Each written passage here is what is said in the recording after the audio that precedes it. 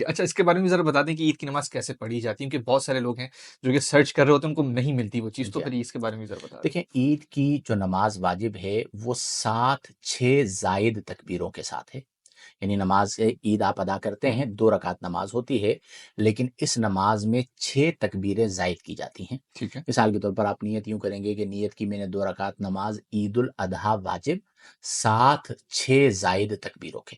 ٹھیک ہے، اب اس کا طریقہ کار کیا ہوگا کہ اللہ اکبر کہہ کے ہاتھ باندھ لیے اور ثنا سبحانک اللہم و بحمدک و تبارک اسمک و تعالی جدک ولا الہ غیرک، امام بھی پڑھے گا مقتدی بھی پڑھیں گے۔ اس کے بعد آپ نے فوراً قرات شروع نہیں کرنی بلکہ 3 تکبیریں کہنی ہیں کہ اچھا، ولا الہ غیرک تک پڑھا، آپ نے اللہ اکبر کہہ کے ہاتھ چھوڑ دیے، پھر اللہ اکبر کہہ کے ہاتھ چھوڑ دیے اور پھر اللہ اکبر کہہ کے ہاتھ باندھ لیے۔ ٹھیک ہے، اب اس کے بعد جس طرح امام صاحب قرات کرتے ہیں نا سورہ فاتحہ کی اور دوسری سورت کی، وہ قرات کریں گے، رکوع میں جائیں گے، سجدہ کریں گے، دوسری رکعت میں کھڑے ہو جائیں گے۔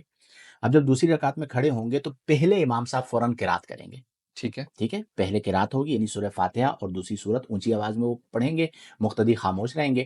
اب جب تلاوت مکمل ہو گئی تو ہم اللہ اکبر کہہ کے رکوع میں جاتے ہیں، رکوع میں نہیں جانا اچھا، کیونکہ 3 تکبیریں باقی ہیں نا، ٹھیک ہے، 6 تکبیریں تھیں، پہلی 3 تکبیریں آپ نے پہلی رکعت میں کہہ دی، تو اب دوسری جو 3 تکبیریں ہیں وہ کہہ کر پھر آپ نے رکوع میں جانا ہے۔ تو اب امام صاحب اللہ اکبر کہیں گے، آپ نے بھی اللہ اکبر کہہ کے ہاتھ چھوڑ دینا ہے، پھر اللہ اکبر کہہ کے ہاتھ چھوڑ دینا ہے، پھر اللہ اکبر کہہ کے ہاتھ چھوڑ دینا ہے، 3 تکبیریں ہو گئی، اب اللہ اکبر کہہ کے رکوع میں چلے جانا ہے۔ ٹھیک ہے، تو اس طرح آپ دوسری رکعت کو مکمل کریں گے۔ اس کا آسان طریقہ کار یہ کہ کہاں ہاتھ باندھنے ہیں، کہاں ہاتھ چھوڑنے ہیں۔ اس کے لیے اپنے دائیں بائیں والوں کو نہ دیکھیں، آگے والوں کو نہ دیکھیں کہ کس نے ہاتھ چھوڑا ہے۔ اچھا وہ غلطی کرے گا تو وہ خود تو ڈوبے گا، آپ کو بھی لے ڈوبے گا۔ تو اس کا طریقہ کار یہ ہے کہ جس تکبیر کے بعد کچھ پڑھنا ہوتا ہے وہاں پہ ہاتھ باندھا جاتا ہے، ٹھیک ہے، اور جس تکبیر کے بعد کچھ نہیں پڑھنا ہوتا وہاں پہ ہاتھ چھوڑا جاتا ہے۔